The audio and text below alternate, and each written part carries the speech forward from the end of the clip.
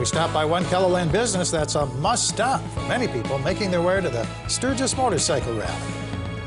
Plus, we take you to a lemonade stand near Blackhawk that's gaining popularity as the Sturgis Motorcycle Rally gets closer. Good morning, this is KELOLAND on the go with all you need to know in news and weather as you start your day. Sioux Falls police are investigating a crash on the campus of Augustana University.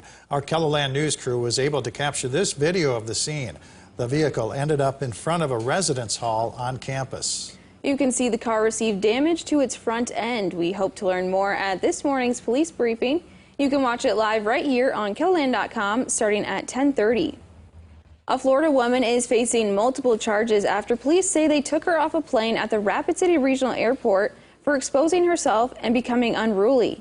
According to police, an officer at the airport was notified Friday night of a disruptive passenger who was exposing herself to others on the plane. The officer told the 41-year-old woman he would escort her off the plane. Police say when she pulled away and kicked the officer, additional officers arrived to take her out of the airport. She's facing multiple charges, including disorderly conduct, indecent exposure, and assaulting a law enforcement officer. Authorities in Sioux Falls are asking for the public's help in finding a dog that bit a man and another dog. Around 6 o'clock Tuesday morning, a man was walking his dog in the area of South Gateway Boulevard when a strange dog bit them both. The dog was off a leash and was large with black fur. It was with a man walking a second dog on a leash. If you have any information on the case, you are asked to call Animal Control. They need to identify the dog and verify its vaccinations. Turning to weather now, hot temperatures will make their way back into KELOLAND as we move through the week. But for now, let's get a check of our current conditions with meteorologist Scott Munt. Good morning, Scott. Well, good morning, you two. It looks like we will have a warm day, or hot for some of us. Temperatures in the middle 80s to near 90 degrees today. We're also watching maybe an isolated shower or thunder shower chance that we have going late afternoon heading into this evening, maybe even early tonight in southeastern KELOLAND. We'll have warmer temperatures this weekend, along with it some higher humidity, and temperatures will be slightly above average as we go through much of next week, meaning numbers in the upper 80s to near 90 degrees. Brian Karstens will have more details on your forecast coming up. All right, thank you very much, Scott. Well, former USD track star Chris Nilsson is coming home with an Olympic silver medal. Nilsson cleared 19 feet 7 inches, a personal best, to earn second place in the men's pole vault. His girlfriend from Beersford was watching it live. Oh, I was real nervous. I didn't sleep hardly at all last night, but it was really exciting. Just every time that you'd see him on the runway, my heart would skip a beat and be like, oh my gosh, just make it over that bar. Nilsson is expected to be back home tomorrow. You've probably seen motorcycles pick up on South Dakota roads as people head to the Sturgis Motorcycle Rally.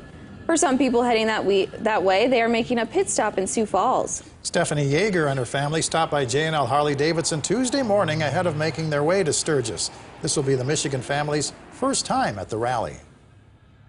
I think we're most excited for the rides, the sightseeing. I've been out west only once before, and it was to go skiing, so in the winter. So this is going to be a bit different atmosphere. One of the co-owners of J&L Harley-Davidson says people heading to Sturgis were already stopping by their store last week. The business is open 7 days a week during the rally. A lemonade stand near Blackhawk is gaining attention as the Sturgis Motorcycle Rally gets closer. Members of South Dakota's Highway Patrol even made a stop by the stand on Tuesday. The stand is run by a boy named Wyatt. Wyatt's dad told the troopers who stopped by that Wyatt has gained popularity on Facebook with several thousand shares in the past few days. Wyatt started the donation-only lemonade stand a few years ago so he could buy a Lego set. He now puts the money he earns into a savings account and donates to St. Jude's Children's Hospital before buying anything for himself. Wyatt told a biker that stopped by that he is saving for a dirt bike so he can start learning to ride. That's a look at some of our top stories. Now let's get one last look at your weather with meteorologist Brian Karstens. Good morning, Brian. All right, good morning, guys. Good morning, everybody. We have, well, first of all, on Futurecast, southerly wind today. I think a lot of 80-degree weather. The combo of some of that thicker haze in the air combined with some clouds and even these spots on radars. You're going to see these showers that have been tracking in the west. It looks like that's going to try to hold together in some fashion toward Pierre and Mobridge through the midday hour. Again, it's a trough features, so you're looking at kind of a leftover mix of a little tropical moisture moving through, but as it encounters the drought areas. It's just a little more anemic than obviously we'd like to see, but not going to rule out some rain chances there. Now look at what happens this evening west of Yankton. See that little blow up of showers and thunderstorms?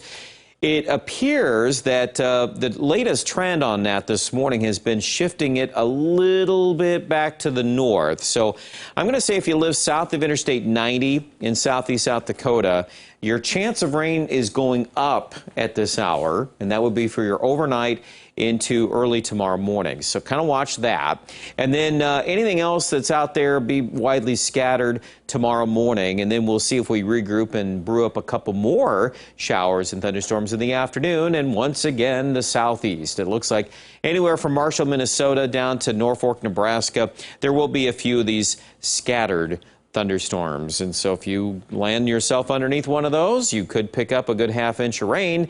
If you don't, you might end up with nothing. So it's just been that type of summer here. We've had a lot of that. Saturday, I still think is a little better setup. We could have around us some rain in the morning there. The way it's looking, warm front feature through Minnesota, for example, could trigger rain into North Dakota. That's why, by the way, we have Aberdeen at a 40% chance of rain on Saturday.